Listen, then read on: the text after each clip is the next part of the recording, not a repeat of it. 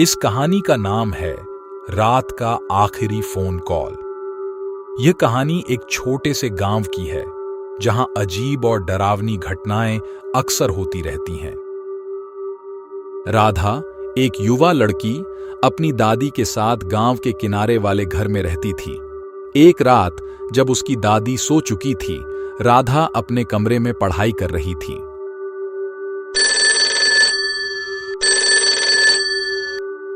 कौन इतनी रात को फोन कर रहा है?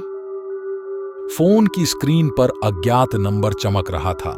थोड़ा हिचकिचाते हुए राधा ने फोन उठाया।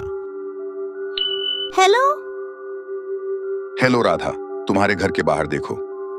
तुम कौन हो?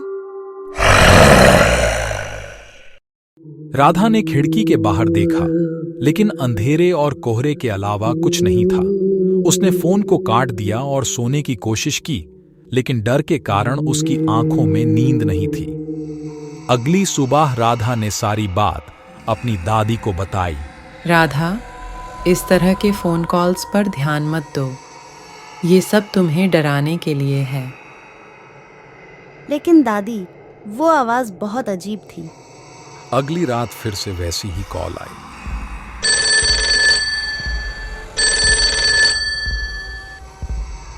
राधा, बाहर आओ, मैं तुम्हारा इंतजार कर रहा हूं।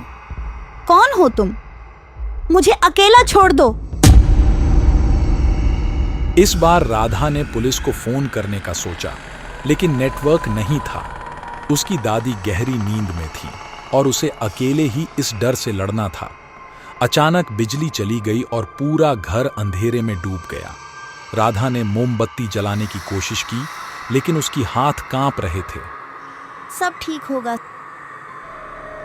उसे बाहर से कदमों की आवाज सुनाई दी। वो धीरे धीरे दरवाजे की ओर बढ़ी। दिल की धड़कन तेज हो रही थी। कौन है वहां?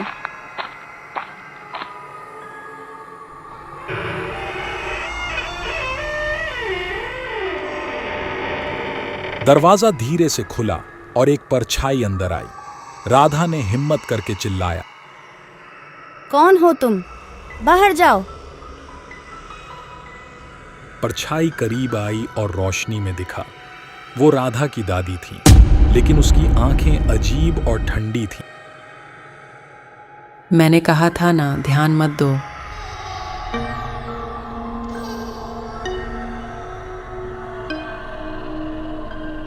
अगली सुबह गांव वालों ने राधा के घर के बाहर उसे बेहोश पाया। उसकी दादी का कोई अता पता नहीं था। गांव वालों ने राधा से जब पूछा तो राधा बस एक चीज ही बोले जा रही थी, दादी, वो दादी नहीं थी। दादी, वो दादी नहीं थी। गांव में अब भी उस रात की कहानियां सुनाई जाती हैं। लोग कहते हैं कि उस रात राधा की दादी की आत्मा उसे बचाने आई थी, पर असली सच कभी कोई नहीं जान पाया। रात को जब राधा ने दरवाजा खोला था, उसे अपनी दादी के जैसी दिखने वाली परछाई दिखाई दी।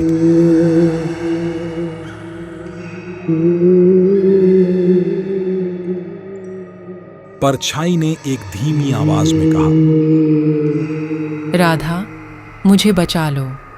राधा, मुझे बचा लो। मैं यहाँ फंसी हूँ, मुझे आज़ाद करो। राधा ने देखा कि उसकी दादी की आंखें खाली और शून्य में ताक रही थीं। तभी अचानक बिजली वापस आ गई और परछाई गायब हो गई। अगले दिन राधा ने अपने दोस्तों के साथ मिलकर इस घटना की सच्चाई जानने की ठानी। राधा, ये सब बहुत अजीब है। हमें गांव के बुजुर्गों से बात करनी चाहिए। हमें उस पुराने मंदिर में भी जाना चाहिए जहां पहले कई अजीब घटनाएं हुई थीं।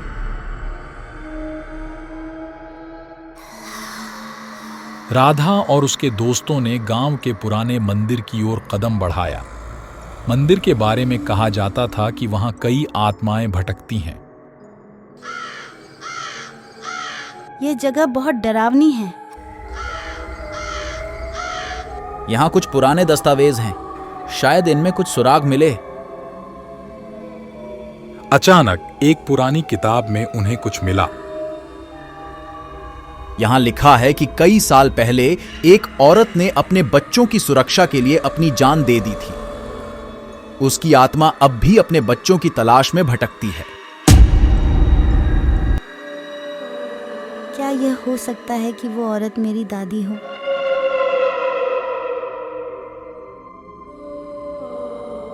अचानक एक ठंडी हवा चली और राधा की दादी की आत्मा वहां प्रकट हुई। राधा, मुझे माफ कर दो। मैं तुम्हें डराना नहीं चाहती थी। मैं बस मुक्त होना चाहती हूँ। दादी, हम आपकी मदद करेंगे। आप हमें बताइए क्या करना है। राधा और उसके दोस्तों ने मंदिर में एक प्राचीन विधि का पालन किया जिससे आत्मा को शांति मिल सके। उन्होंने मंत्रों का जाप किया और एक विशेष यज्ञ किया। ओम शांति, ओम शांति, ओम शांति, ओम शांति। धीरे धीरे राधा की दादी की आत्मा शांत हो गई और उसने एक हल्की मुस्कान के साथ राधा को देखा। धन्यवाद राधा, अब मुझे शांति मिल गई है।